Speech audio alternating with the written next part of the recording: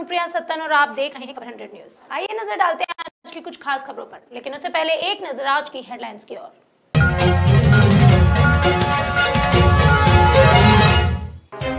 किसानों और सरकार के बीच बैठक जारी, बातचीत से पहले किसानों के दिखे तेवर सख्त। प्रियंका गांधी के पति रॉबर्ट वाड्रा के दफ्तर पहुंची इनकम टैक्स की टीम, बेनामी संपत्ति केस में कर रही है पूछताछ। मुरादनगर शमशान घाट में हुआ था हादसा, लोगों का फूटा गुस्सा, परिजन बोले हमें गोली मार दो फिर शव ले जाओ।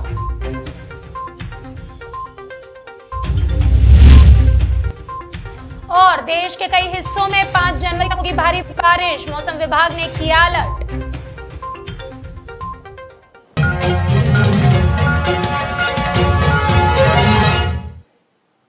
बड़वानी के पानसेमल तहसील अंतर्गत ग्राम असवाड़ा स्थित एक खेत के कुएं में एक लाश मिली।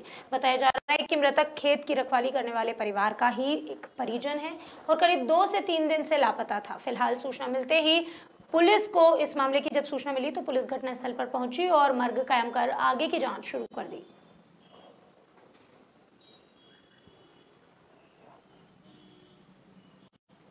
मध्य प्रदेश में बर्ड फ्लू ने दस्तक दे दी है। हाल ही में उज्जैन जिले के घटिया तहसील अंतर्गत आने वाले ग्राम पान बिहार में 5 से 6 कौए की मौत हो गई है। इसे लेकर पशुपालन विभाग के डॉक्टर संदीप शर्मा ने बताया कि ग्रामीण द्वारा सूचना मिली थी कि कौओं की मौत हो चुकी है, जिसके बाद मौके पर पहुंचकर सभी कौओं का सैंपल जिला मुख्यालय उज्जैन से भोपाल लैब भेजा जाएगा।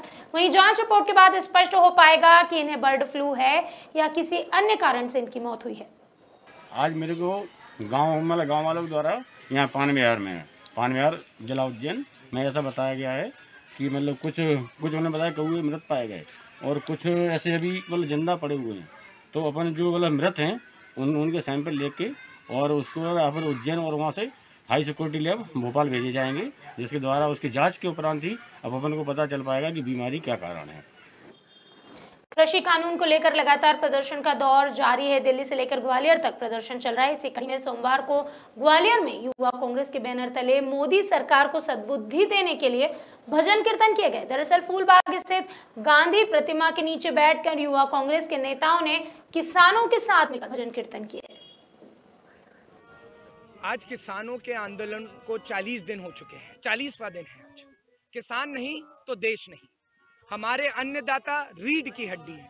क्या है रीढ़ की हड्डी इस देश की? और जो भाजपा वाले कर रहे हैं वो इस रीढ़ की हड्डी को तोड़ रहे हैं। जीएसटी से व्यापारी को तोड़ा, नोटबंदी से आम जनता को तोड़ा, अब ये जो 3 काले कानून है जो लेके आए हैं इससे किसानों की रीढ़ की हड्डी को तोड़ना चाह रहे हैं। और कांग्रेस निरंतर, हमारे राहुल गांधी जी एक ही आवाज उठा रहे हैं कि इस रीढ़ की हड्डी को हम नहीं टूटने देंगे। अगर अंतिम दम तक भी हमें लड़ाई लड़नी पड़ी तो हम साथ में लड़ेंगे। और जिस प्रकार से यूथ कांग्रेस, हमारे राष्ट्रीय अध्यक्ष बीवी श्रीनिवास जी ने इस सेवा का कार्य निरंतर रखा है किसान आंदोलन में, और हर एक व्यक्ति जो इस आंदोलन का भाग बन रहा है वो किसानों की हित की और आवाज की और संघर्ष की लड़ाई लड़ रहा है। और एक दुखद सूचना देना चाहता हूं, आज हमारे डबरा के किसान भाई की हार्ट अटैक द्वारा पलवल पे देहांत हुआ है। तो ये सरकार को कोई मतलब नहीं, कोई मरे या कोई जी। इंदौर जिले के बेटमा में आने वाले मंत्रीनगर में रहने वाली एक 60 वर्षीय मीराबाई ने एसिड पीकर अपनी जीवन लीला समाप्त कर ली। पुलिस से मिली जानकारी के अनुसार परिवार की किसी बात पर नाराज होकर मीरा ने एसिड पी लिया। हालांकि इलाज के लिए परिजन एमवाय अस्पताल लेकर उन्हें पहुंचे थे, जहां सोमवार को उपचार के दौरान उनकी मौत हो गई। फिलहाल पुलिस ने मामले में मर्ग कायम कर लिया है और जाँच की शुरुआत भी की है। अरे अम्मा जी का क्या नाम था? मीराबाई। क्या उम्र थी उनके? करीब थे 90-85। और किस बात से नाराज हो गए? अरे जाम पे। क्या जाम पे? जाम के फल जो रहते ना जी, तो बालक चिल्ले बोले दादी सब जाम खा गई तुम। हाँ, बस ये दोनों बात। तो उस बात पे दादी नाराज हो गई। उनकी पोती ने बोला था ये? हाँ, पोती ने। अच्छा, कब पिया? दादी सब जाम खा गई थी तोड़ के। फिर बस और क्या, वो नाराज हो गए। अरे मैं सब खा गई क्या, तुमने किसी ने नहीं खाया क्या? कोई मोहल्ले वाले ने नहीं खाया क्या? बस। कब पिया था एसिड इन्होंने? ये कल है ना, कल 11 बजे। कहाँ की रहने वाली थी ये? बेटमा, मंत्री नगर। अच्छा, कौन कौन है इनके परिवार में? मैं हूँ ना सर। आप कौन उनके? मैं उनका लड़का हूँ। अच्छा, और ये मेरा लड़का है। अच्छा, बस यही बात से नाराज होकर उन्होंने कर लिया। महिला का नाम है मीराबाई पति आसाराम, उम्र 60 साल, निवासी बेटमा के मंत्री नगर की। तो उसके परिवार वालों ने बताया कि वो कुछ एसिड पी लिया उसको। एक छोटी सी बच्ची थी 5 साल की, और वो कुछ जाम खाने की बात पर उसने बोल दिया कि तुमने मेरे जाम खा लिए। तो बोले उसको गुस्सा है अम्मा को, तो उन्होंने एसिड पी लिया। बोले कब आई थी उपचार के लिए यहाँ पर? उपचार के लिए आई थी, ये कल आई थी। आज डेथ हो गई। कितने साल उम्र है इनकी? उम्र तो उनकी 75-80 की लगभग बता रहे हैं वो लोग। 75-80 साल की उम्र है उसकी उम्र। हमारे देश में कोरोना की वैक्सीन आ गई है।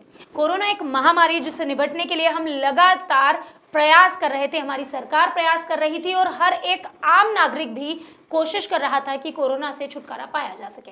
लेकिन जैसे ही हमारे देश में कोरोना वैक्सीन लैंडिंग हुई, साथ ही शुरू हो गई है सियासी घमासान। हाल ही में इस कोरोना वैक्सीन को लेकर केंद्र की राजनीति गर्मा गई है। बड़े बड़े नेताओं ने कई बातें कही है। इसी के ऊपर मध्य प्रदेश के गृह मंत्री नरोत्तम मिश्रा का भी एक बड़ा बयान सामने आया, जिसमें नरोत्तम मिश्रा ने कहा कि कोरोना की वैक्सीन पर यह जो राजनीति चल रही है ये गलत है। उन्होंने कहा कि ये वैक्सीन जो है ये बीजेपी की वैक्सीन नहीं है, ये कोरोना की वैक्सीन है। साथ ही साथ उन्होंने ये भी कहा कि बीजेपी की वैक्सीन तो 2017 में ही लग चुकी थी, जिसका असर अभी भी है, और अब 2022 में एक बार फिर लगेगी, जिसका असर फिर 5 साल तक रहेगा। इसी के साथ नरोत्तम मिश्रा ने कांग्रेस पर तंज कसा और कहा कि कांग्रेस के लोग हर अच्छी चीज पर सवाल खड़ा करते हैं। पहले सेना पर सवाल खड़ा कर रहे थे, अब वैक्सीन पर सवाल खड़ा कर रहे हैं। अखिलेश यादव जी ने भाजपा की वैक्सीन बताया उसे, ये भाजपा की वैक्सीन नहीं है, ये कोरोना की वैक्सीन है। भाजपा की वैक्सीन तो सन 2017 में लगी थी और उसका असर 5 साल रहता है।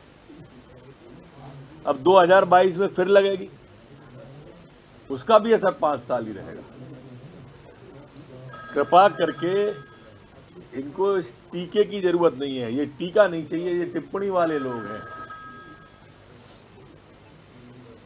कम से कम इसमें तो राजनीति नहीं करें, कृपा करें। अभी के लिए बस इतना ही। बाकी खबरों का सिलसिला लगातार रहेगा जारी। जुड़े रहिए खबर 100 न्यूज के साथ, जनता की बुलंद आवाज।